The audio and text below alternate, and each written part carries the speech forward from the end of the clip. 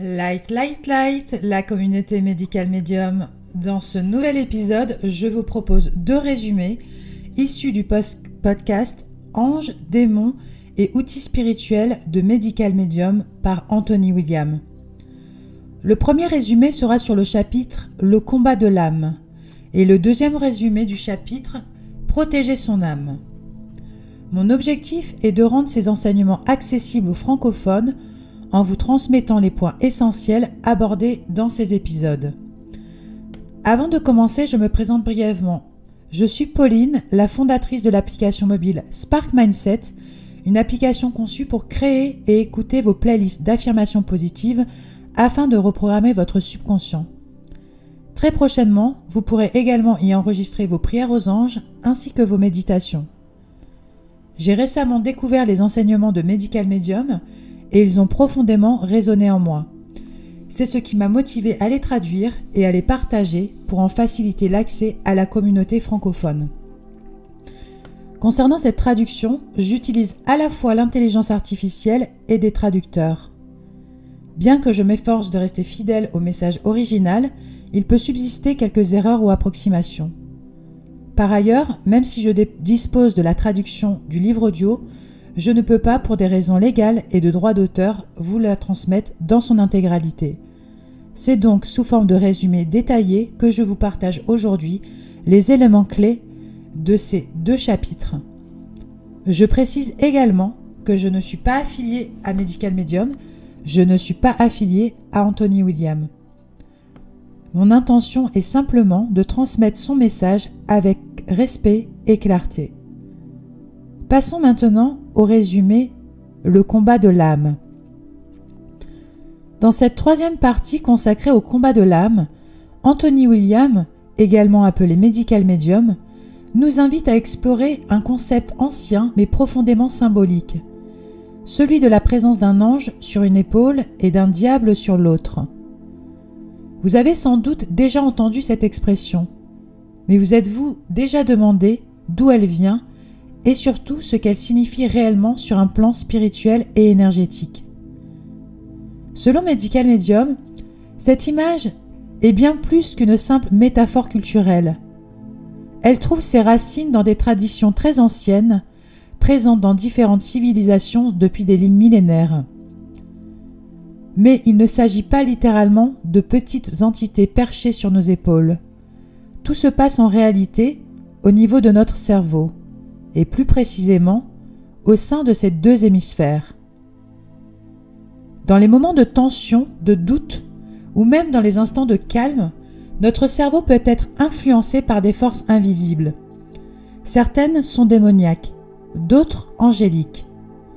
Ce phénomène se manifeste par des tentatives d'intrusion dans les hémisphères cérébraux. Anthony William explique que ces présences, bien qu'invisibles à l'œil nu, peuvent s'approcher de notre cerveau et chercher à influer sur notre manière de penser, de ressentir et même de prendre des décisions. La symbolique du bon côté et du mauvais côté vient de là. Cela ne veut pas dire que notre hémisphère gauche est intrinsèquement mauvais ou que le droit est automatiquement bon. Mais selon les révélations de Medical Medium, les entités démoniaques tentent généralement d'accéder à l'hémisphère gauche. Elles gravitent autour de cette zone du cerveau pour essayer d'y pénétrer et d'y injecter des pensées, des émotions ou des impulsions qui ne nous appartiennent pas vraiment. Face à cela, une contre-force protectrice entre en jeu. Elle peut prendre la forme d'une présence angélique ou bien se manifester à travers notre propre volonté intérieure, notre conscience morale, notre désir de bien faire. Cette force se positionne naturellement au niveau de l'hémisphère droit de notre cerveau. Pourquoi ce positionnement à droite ? Anthony William explique que c'est Dieu lui-même qui, à l'origine de l'humanité, a placé les forces angéliques du côté droit de notre être. Ce fut le tout premier acte spirituel, offrir à l'humanité une protection céleste dès son commencement. Le mal, quant à lui, est arrivé plus tard et a dû se positionner du côté gauche par défaut. Le positionnement angélique sur la droite n'est donc pas arbitraire. Il est en lien direct avec la structure de notre âme, avec la façon dont elle est insérée dans notre être. Le côté droit de notre cerveau est naturellement aligné avec cette dimension spirituelle supérieure, celle qui nous connecte à notre essence véritable, à notre lumière intérieure, à notre guidance divine. Ce combat invisible entre les deux influences, le démoniaque et l'angélique, n'est pas seulement symbolique. Il fait partie intégrante de notre réalité humaine, même si nous n'en avons pas toujours conscience. Il se joue dans notre intimité, dans notre esprit, dans notre quotidien. Et selon Medical Medium, le simple fait d'en prendre conscience permet déjà de reprendre du pouvoir sur soi-même et de renforcer la connexion avec la partie lumineuse de notre être. Passons maintenant au résumé du chapitre « Protéger son âme ». Il est souvent question d'une bataille entre le bien et le mal, entre les anges et les démons, comme s'ils étaient constamment en train de s'affronter à l'intérieur de nous. Pourtant, selon les révélations d'Anthony William, cette confrontation ne se produit pas en permanence. Elle prend surtout place lorsque des entités sombres, comme des démons, sont en train de poursuivre activement une personne. Pourquoi cela se produit-il ? Parce que l'âme, lorsqu'elle est incarnée dans le corps, a une position bien spécifique dans notre cerveau. Elle n'est pas flottante ou désordonnée, elle est structurée. Et c'est cette structuration qui crée un point d'entrée, un espace particulier situé dans l'hémisphère droit du cerveau, destiné à recevoir des expériences de vie profondes et lumineuses, comme une vision bouleversante de la nature ou un moment de grâce. Ce point d'entrée permet à ces instants sublimes d'être absorbés par l'âme et d'y demeurer pour l'éternité. Il participe à la croissance même de notre âme et à la compréhension du sens de la vie. Cependant, ce point d'entrée n'est actif que lorsque l'âme est pleinement présente dans le corps. En cas de traumatisme ou de choc, il arrive que l'âme se retire temporairement pour nous protéger. Lorsque cela se produit, ce fameux point d'entrée est scellé, empêchant toute intrusion extérieure. Aucune entité négative, attaque psychique ou manipulation extérieure ne peut alors accéder directement à l'âme. Mais il arrive aussi que l'âme, si elle a été trop blessée au fil du temps, ne parvienne plus à fermer correctement ce point d'entrée lorsqu'elle sort du corps. Dans ce cas, la personne devient plus vulnérable, surtout si l'âme revient dans le cerveau sans être pleinement stabilisée. Lorsqu'un démon tente de s'introduire, l'entrée se situe toujours du côté droit. C'est pourquoi la lumière angélique se manifeste sur cette zone précise du cerveau pour protéger l'âme. Mais les entités sombres essaient parfois de déséquilibrer la personne au point de renverser l'âme à l'intérieur même de sa tête dans le but de faire passer l'entrée de l'âme vers le côté gauche du cerveau, leur zone d'influence. Ce retournement de l'âme n'est pas chose facile, mais les forces obscures peuvent y parvenir si la personne est très affaiblie. Dans ces moments-là, il peut y avoir de véritables luttes mentales intenses. Le simple stress, la pression psychologique ou les tensions émotionnelles importantes peuvent commencer à ébranler l'âme, à la rendre instable. Cette instabilité crée alors une fenêtre d'opportunité pour qu'un démon tente de s'infiltrer ou d'influencer l'âme, même sans y entrer complètement. Ce phénomène est aggravé lorsqu'une personne subit de fortes tensions dues à son environnement, une relation toxique, des obligations administratives lourdes, des abus d'autorité, des lignées familiales sombres ou encore des charges émotionnelles non résolues. Pendant ce temps, le démon rôde, attend, prêt à bondir. Et même sans que l'âme ne bascule, la simple influence extérieure provenant de l'hémisphère gauche peut déjà générer une torture mentale, une confusion ou un comportement destructeur. Si jamais un démon parvient à introduire des informations dans l'âme, même brièvement, cela peut suffire à faire dérailler quelqu'un, le pousser à des actes graves en court-circuitant sa lumière intérieure et la guidance de l'ange. Dans ces situations critiques, l'ange cherche toujours à restaurer l'accès au libre arbitre, car c'est là le cœur du conflit. Le démon cherche à manipuler ce libre arbitre pour s'en servir contre la personne elle-même. Et si celle-ci finit par tourner son libre arbitre contre la lumière, c'est là que l'ange perd la bataille. Non pas parce qu'il est plus faible, mais parce que l'âme humaine a le pouvoir de l'éloigner. Même si l'ange détient une baguette de lumière, capable de détruire un démon, il est contraint de se retirer si la personne choisit, consciemment ou non, d'écouter les forces obscures. L'un des rôles principaux de l'ange est de préserver l'intégrité du libre arbitre, même s'il ne peut pas être présent à chaque instant. Contrairement aux démons, bien plus nombreux, les anges sont rares et peu appelés. Peu de personnes pensent à les invoquer ou à demander leur aide directement. Dans un stade rempli de 100 000 personnes, il est possible qu'aucune n'ait pour habitude de s'adresser à un ange. Beaucoup prient Dieu ou Jésus, beaucoup récitent des prières traditionnelles, mais très peu appellent consciemment les anges pour les inviter à intervenir dans leur vie. Et pourtant, c'est une pratique précieuse, car sans cette assistance divine, nous comptons uniquement sur notre propre force mentale pour faire face à des entités redoutables. Une autre forme d'attaque sournoise, c'est celle où une personne porte un démon sur l'un de ses côtés, souvent le gauche, sans même le savoir. Le démon peut rôder autour de l'épaule, du cœur ou planer à proximité. Il peut presque se comporter comme un oiseau perché, posant sa présence en apparence discrète mais influente. Et s'il n'y a aucun ange présent à leur côté, c'est parfois parce que la personne s'est attachée consciemment ou non à ce démon. Elle en est devenue complice sans s'en rendre compte. Elle peut même aimer sa présence, s'identifier à ses pensées ou ressentir une forme de puissance dans la négativité qui lui inspire. Dans ces cas-là, la personne peut être sous l'influence de ce démon au quotidien, sans aucune conscience de ce qui se joue. Elle peut recevoir des idées destructrices, des jugements biaisés, des impulsions qu'elle pense venir d'elle-même alors qu'elles sont instillées par une entité qui se nourrit de son déséquilibre.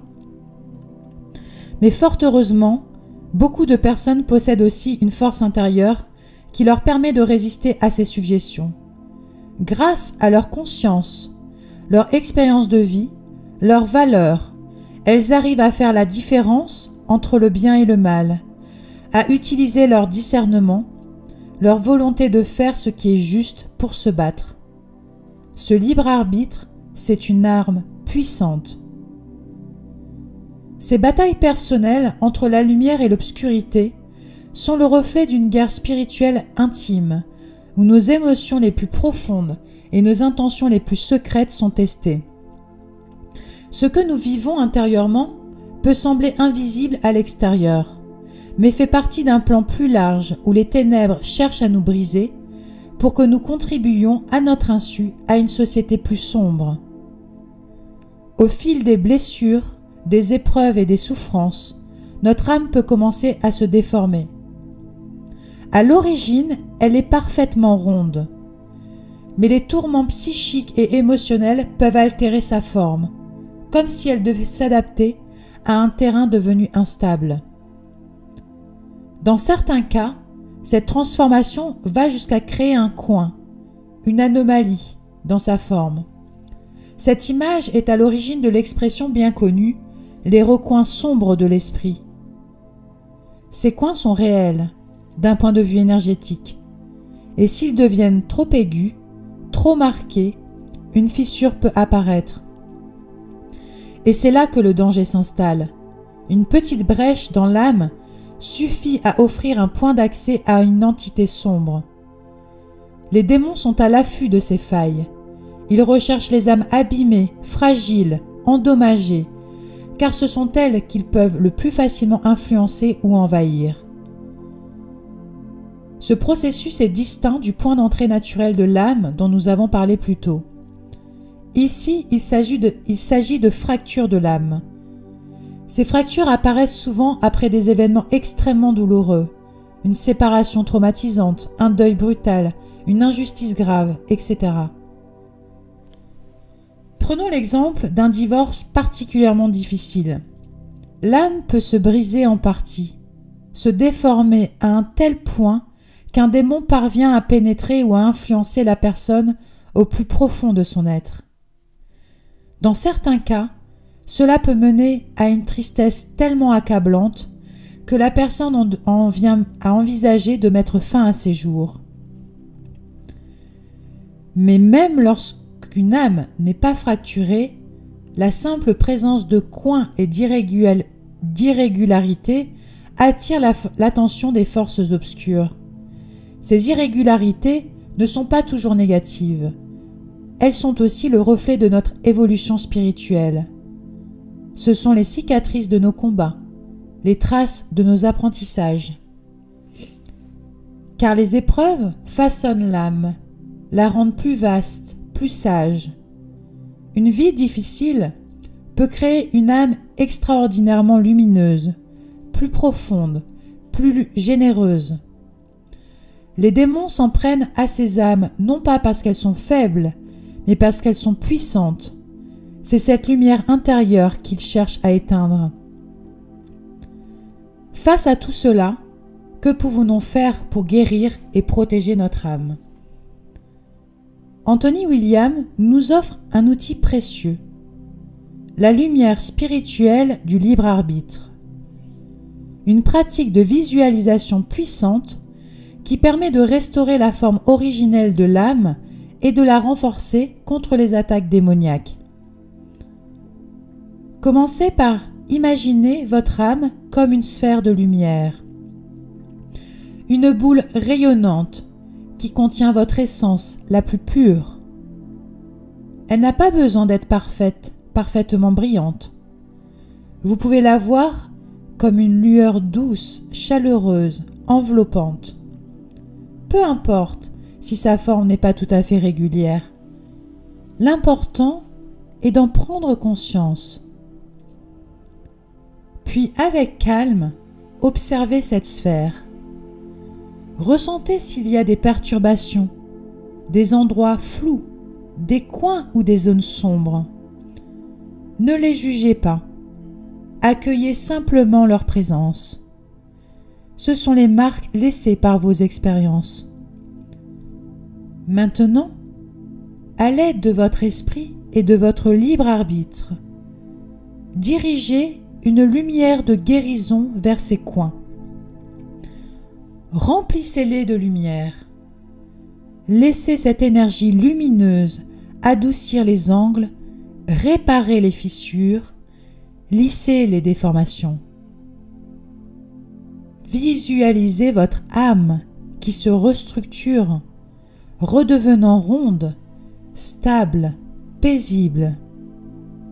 Voyez-la se solidifier et se renforcer, comme si un bouclier lumineux l'entourait. Cette protection énergétique agit comme une armure contre les influences sombres. Et pour aller plus loin, vous pouvez aussi imaginer un rayon de lumière descendante, venant de la source ou de la présence divine qui entoure et infuse votre âme. Cette lumière amplifie votre force intérieure, rendant votre âme inviolable, hermétique aux intrusions démoniaques.